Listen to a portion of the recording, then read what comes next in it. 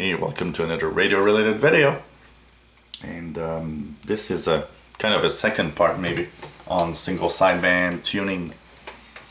First video that I did to explain a little bit what's upper lower sideband, and I explained generally that if you have SSB on your radio dial somewhere, a button that says SSB, single sideband, well, you're all set up to listen to upper and lower sideband signals. Now, when is it upper and when is it lower sideband? That's the other question that you might ask. And why did we do upper and lower sideband? First of all, upper and lower sideband are meant because, like I demonstrated on the other video, if you listen to a signal in upper, if I go into lower, you don't hear it anymore. You could technically have two sideband signals here on the same frequency of 6604, and they wouldn't even interfere with each other. That's the beauty of single sideband transmissions. They also take a lot less of power and less bandwidth also. One thing that I didn't mention on the other video, typically an AM signal, if you listen, for example, if I put radio of Cuba, well, this takes an AM signal typically takes 5 kilohertz, 5 or 6 kilohertz space on either side of the main frequency. A single sideband signal takes much less space and takes only one side of the frequency. So it's really a very efficient way. The only problem is that for voice transmissions it's cool, it works well. For music it's horrible. You don't want to listen to music in single sideband mode, it's really not good. So when is it upper and lower?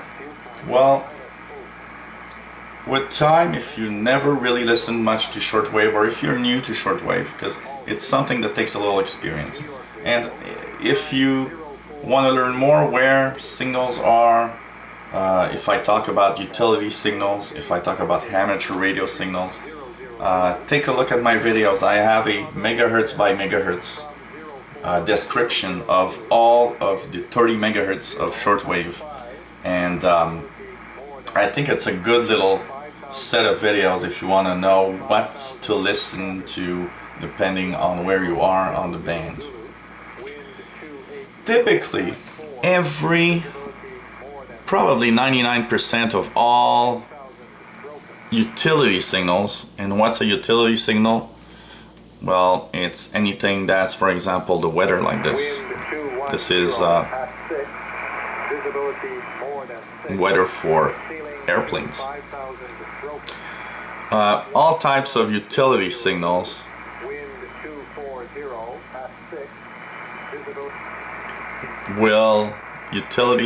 that's airplanes, that's what do we have? We have airplanes, we have the military, for example, the military main frequency of USA is here.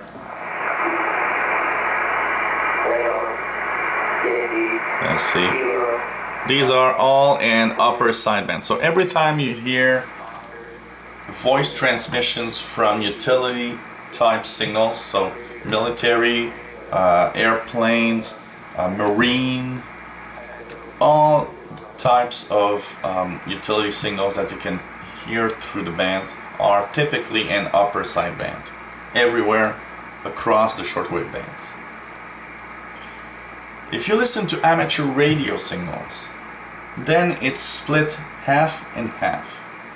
If you listen to the 10 meter band, 28 and up, if you listen to the 15 meter band, 21 and up, if you listen to the 20 meter band, 14 and up, you are typically in upper sideband. So all the voice transmissions you'll hear on these bands are always in upper sideband.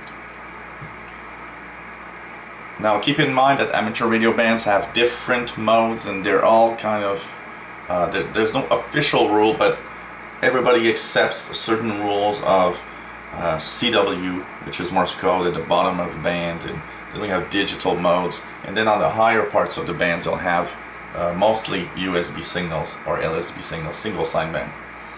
So 14 and up for amateur radio is upper sideband, but 7 and down is in lower sideband. So if I try to tune, I don't know if I can hear something here. I'll put lower sideband.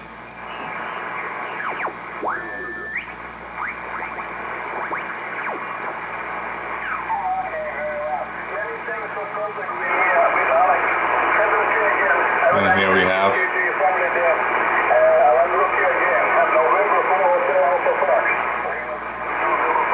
So here we have a signal, and it's in lower sideband, LSB. So 7 megahertz and down in the amateur radio bands.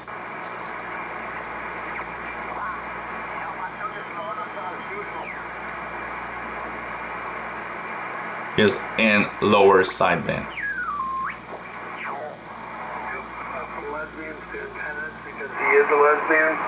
As you can see here. I kind of relate to that.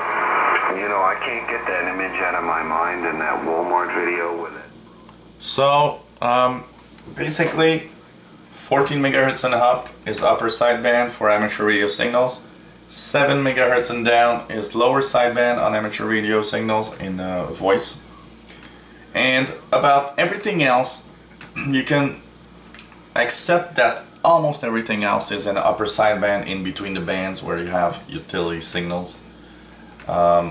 Few exceptions. I've heard lots of what sounds like fishermen and really lots of unidentified signals from South America or China, or I've heard a lot of those, and I have a few videos online about, you know, unknown transmissions that we hear. I've noticed that those are very often in lower sideband, but these are exception to the rules, I would say.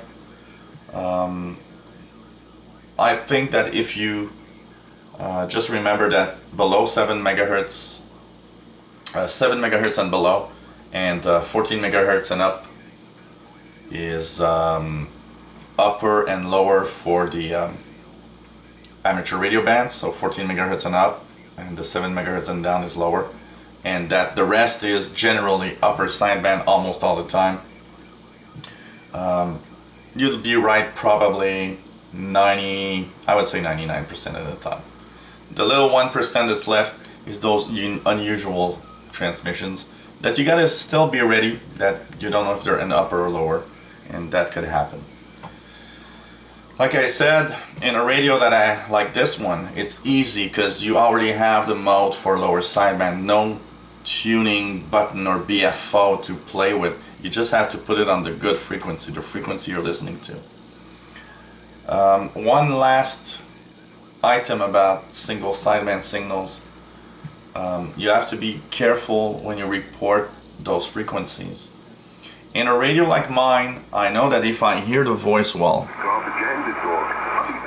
they are transmitting on 3.816. That's the official frequency, because I have lower and upper sideband. If you use a BFO, you can be off the frequency. So, for example, using a BFO on a radio might bring you 3.815 or 3.817, and you'll still be able to hear, because the range of your BFO button enables you to get that signal even if you're not right on the frequency.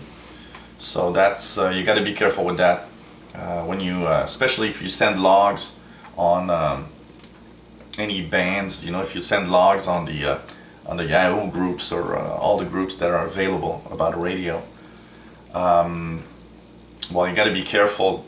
Make sure that the frequency you're sending out is a good one, because if you send it a little off, first of all, lots of guys are gonna tell you that you're off, and that's not the frequency they're listening to. And second of all, well, it can make a difference between, you know, listening to the signal or not.